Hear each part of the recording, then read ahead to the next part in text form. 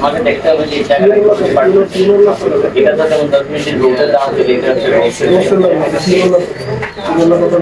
এই কিন্তু দূর থেকে ফোরা নাই একটু বাতাস শুধু যাও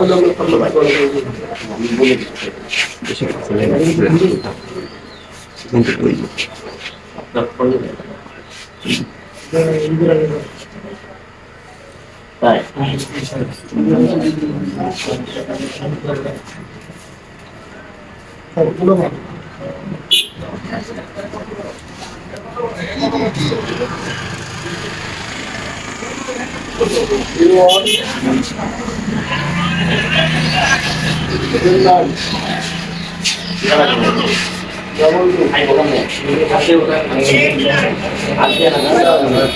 समझ ना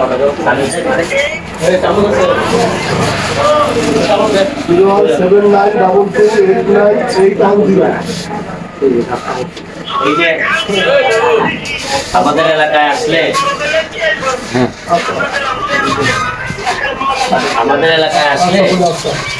এই যে এরকম একটা যাত্রী ছাউনিতে বসে এই যে তালের পিঠে খেয়েছি আমরা পিছনে হচ্ছে গিয়ে চা বাগান সামনে রাস্তা আর যাত্রী ছাউনিতে বসে এইদিকে চায়ের ব্যবস্থা আছে এবং অনেক নীরব গাড়ি ঘোড়ার শব্দ নাই শব্দ অবশ্য আমি এখন কথা বলতেছি শব্দ বেশি হবে কারণ আমি শব্দ নিয়েই চলি হ্যাঁ তো আমি তো থাকবো না আপনি যখন আসবেন সুতরাং শব্দ থাকবে না এরকম মানে চা বাগানকে যেভাবে রিপ্রেজেন্ট করলে ভালো হয় এইভাবে আমি রিপ্রেজেন্ট করছি তোমরা একটু ধরো তোমরা দেখতো না মানছি চা বাগান দেখতো আমার খারাপ যে যার মতো বাইরে লইয়া চেয়ারম্যানই গেছে আচ্ছা এই যে আসেন দেখবেন ভালো লাগবে আমি তো আমার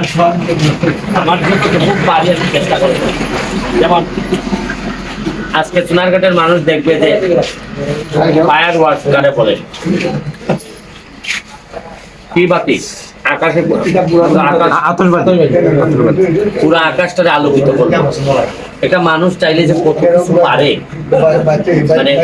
আমার শুধু কারো বিরুদ্ধে আমি না আমার শুধু বক্তব্য একটাই যে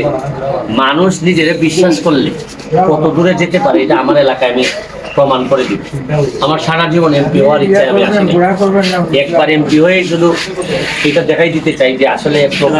একটা মানুষ যদি একটা আদর্শকে নিয়ে কাজ করে যেমন আমি বঙ্গবন্ধুর আদর্শ সৈনিক বঙ্গবন্ধুর আদর্শকে নিয়ে কাজ করি আপনি হয়তো ভিন্ন আদর্শের নিতে পারেন নিজের এলাকায় যদি সবাই মিলে যদি আমরা ঠিক করতে পারতাম আপনি জানেন যে শুধুমাত্র